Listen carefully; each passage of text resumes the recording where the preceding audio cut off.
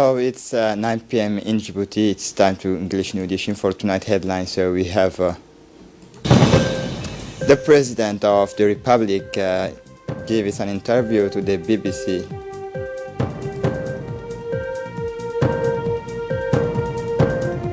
For the international scene, André Rajoelina elected the President of Madagascar. Welcome to our newsroom. Djibouti continues its legitimate quest to evolve into the hub for redistributing world trade, said the President of the Republic. The President of the Republic, His Excellency Ismail Omar Guelleh, made this statement in an interview with the Somali sections of the BBC following the recent forums of Somali intellectuals that our country had hosted. Listen to this report. The head of state, His Excellency Ismail Omar Guelleh, made this statement in an interview with the BBC Somali section following the recent forum of Somali intellectuals that the Republic of Djibouti had hosted. During this interview, he was asked about the most prominent issues on the agenda of the country, including the continuations of the national development efforts, Djibouti's sense of the geostrategic shifts that are undertaking places in the sub-region, and the current state of the relation between Djibouti and Eritrea. Regarding the continuations of the national development efforts, the head of state said that Djibouti continued to focus on improving its business environment and strengthening its infrastructure. He said on the first part, the increasing influx of investors to our country is a proof that our economy is inspiring confidence.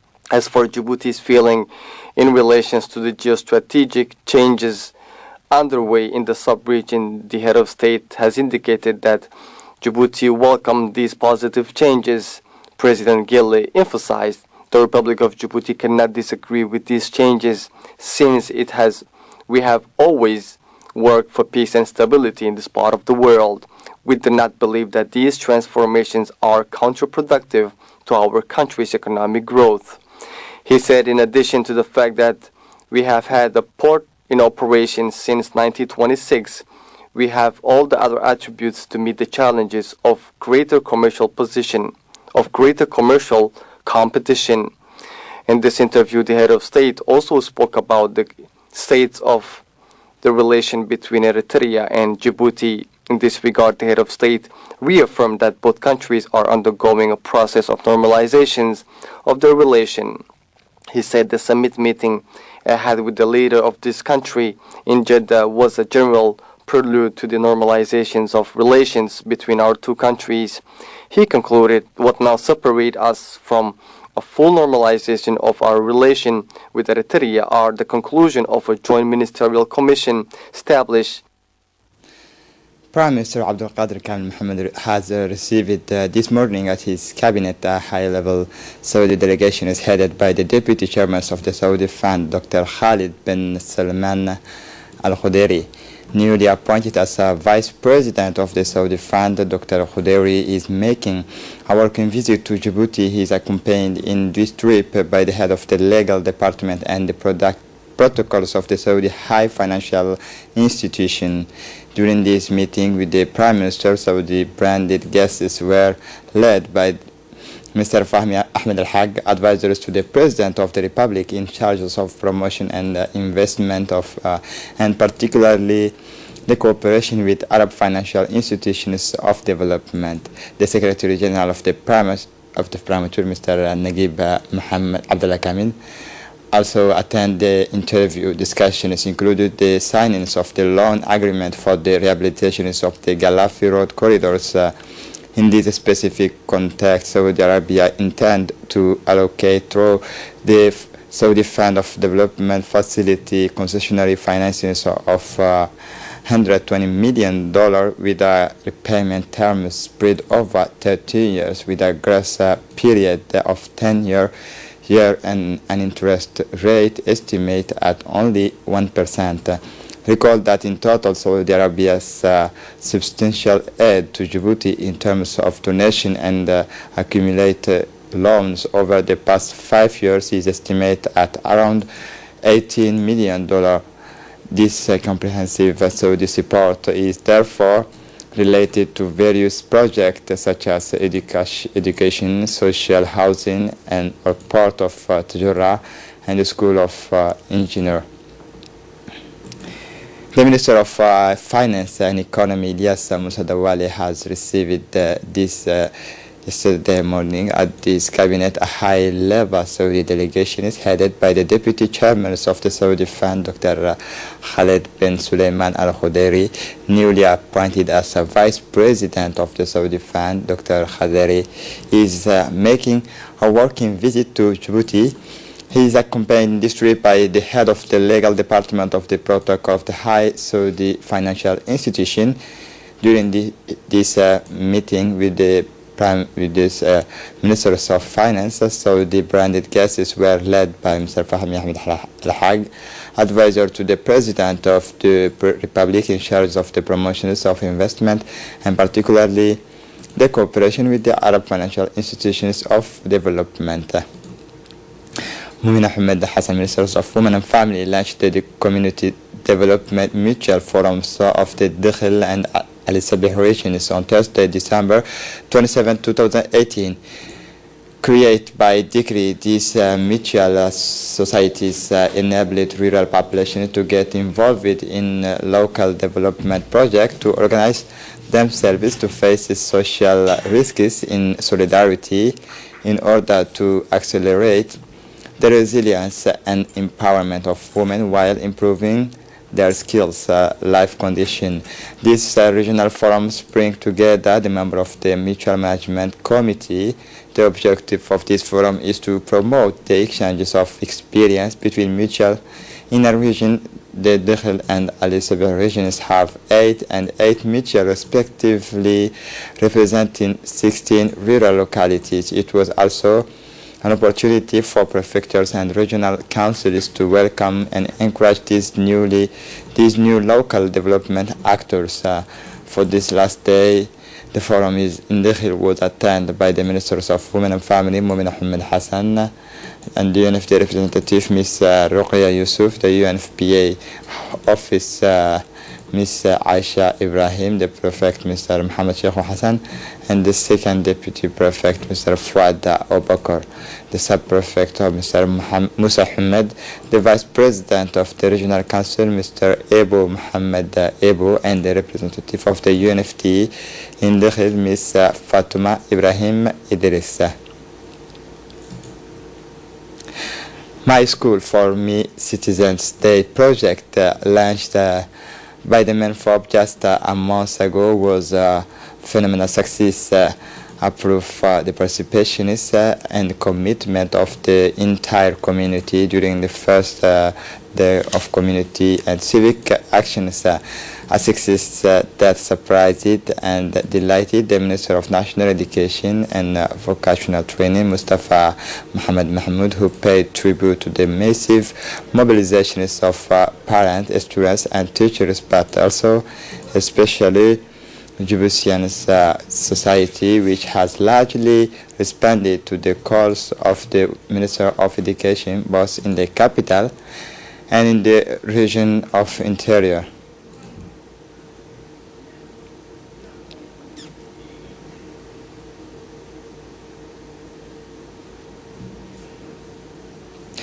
With this first triumph, the MENFOP is preparing to launch the second day of the Citizens Actions this Saturday, December 29th. And we have Mr. Araita Omar, the technical advisor to the Minister of National Education. Hello, Mr. Welcome. Thank you, Mr. Adam, for inviting me once again in your studio. And I would like to take this opportunity to say that it was a real success, the operation that we have launched last month. And it is really shown by your images how it was a real success, and everybody in the region and also in the capital city, they responded to the call of the Minister of National Education and Vocational Training.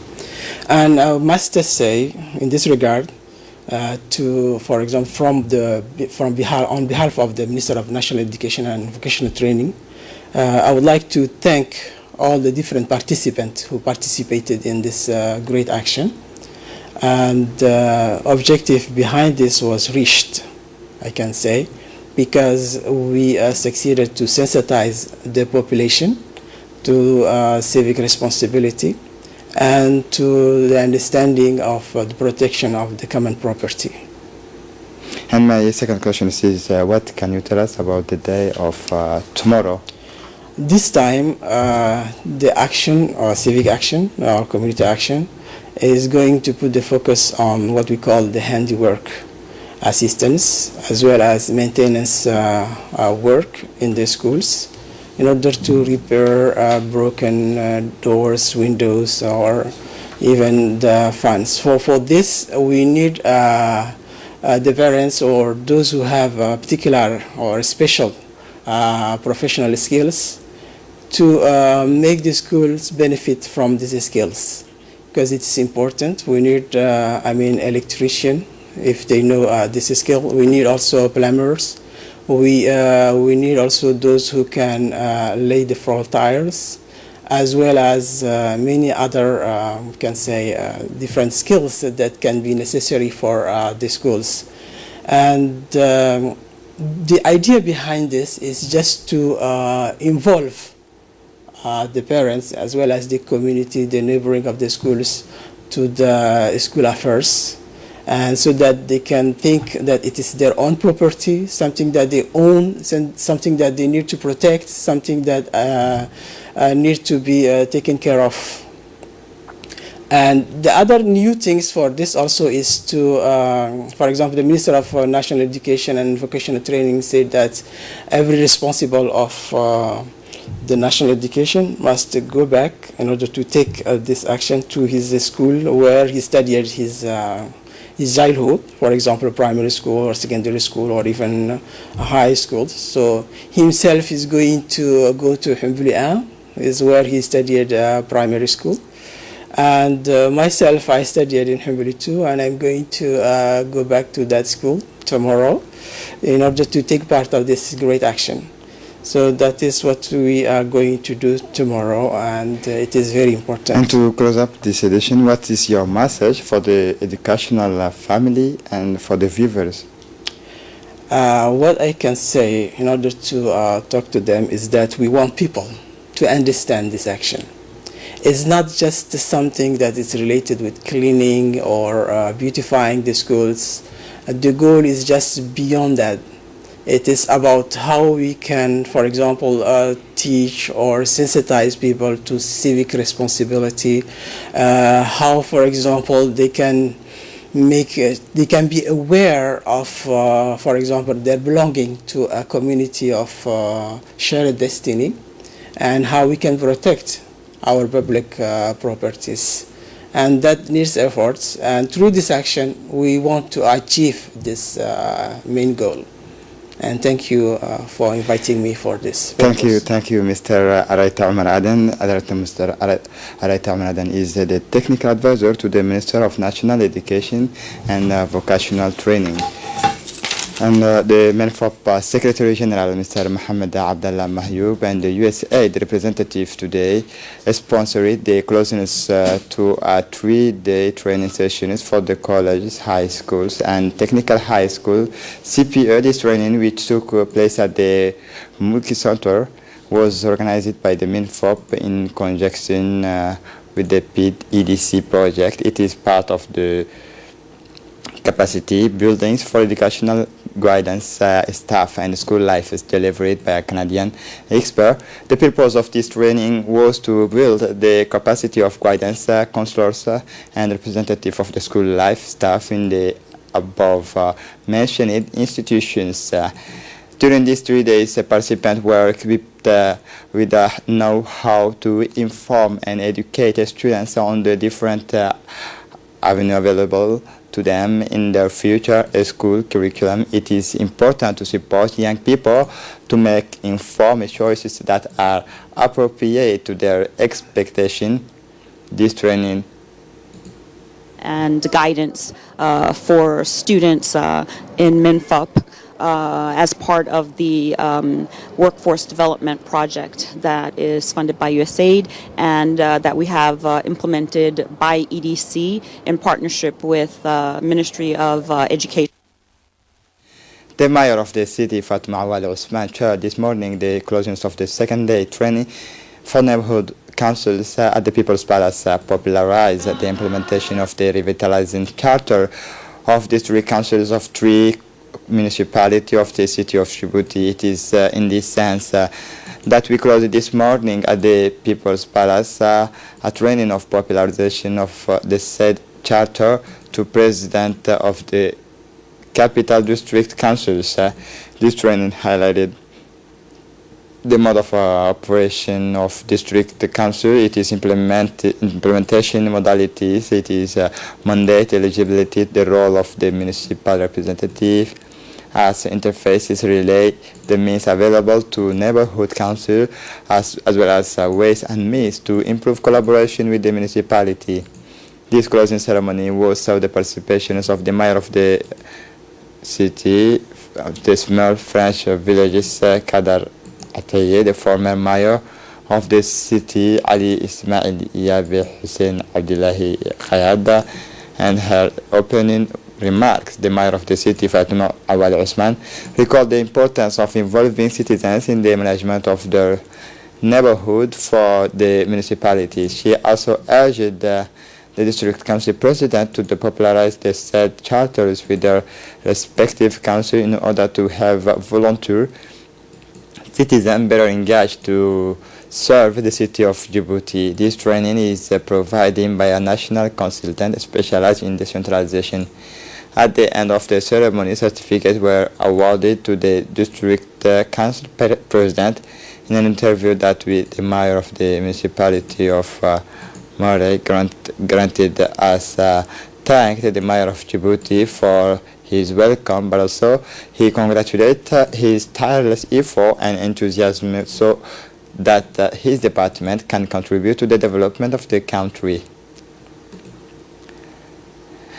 The mayor of the city, Fatma Awali Osman, chaired this morning the second closing days of neighborhood peers.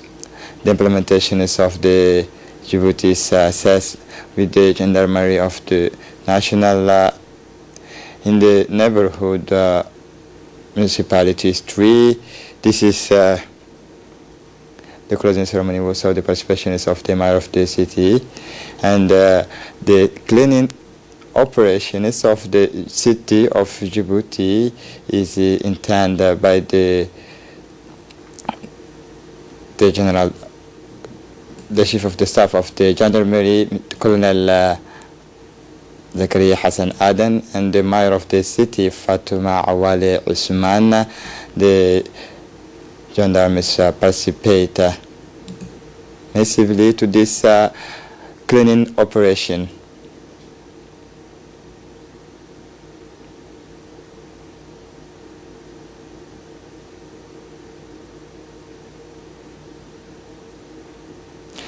For the international scene, former Madagascar President André Rajoelina has beaten rivals and predecessors Marc Ravalomanana in an election based by allegations of fraud, the Electoral Commission said.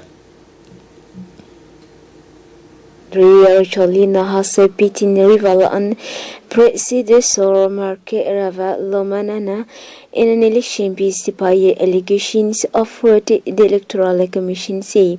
Rajoelina has returned to power after he won 55.16% against 44.34% of Ravalomanana in the run-off vote held last week.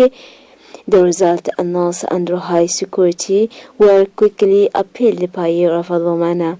The defeated candidate filed a paper with the Constitutional Court just hours after the Electoral Commission announced that the election is a complete result. The court has 9 days to formally name the new president after it was refuted the petition. New rules to strengthen the Schengen information system proposed by the Commissioners in December 2016 and adopted early this year are entering into the force today. Listen to this report. IS is Europe's most widely used information sharing system for security and border management, consulted over 5 billion times by national authorities in 2017. The upgraded database will help border guards to better monitor who is crossing the European Union's border, support police and law enforcement in capturing dangerous criminals and terrorists, and offer greater protection for missing children and vulnerable adults in line with the new data protection rules. Member States will have an obligation to introduce terrorism alerts into the reinforced Schengen information system. As today, new rules on alerts related to terrorism apply. Greater vigilance for tourist offences, stronger data protection rules, new alerts on criminal and return decision, stronger provision on missing children and people in the need, investment of entry bans. This is it for the news. Thanks for watching us.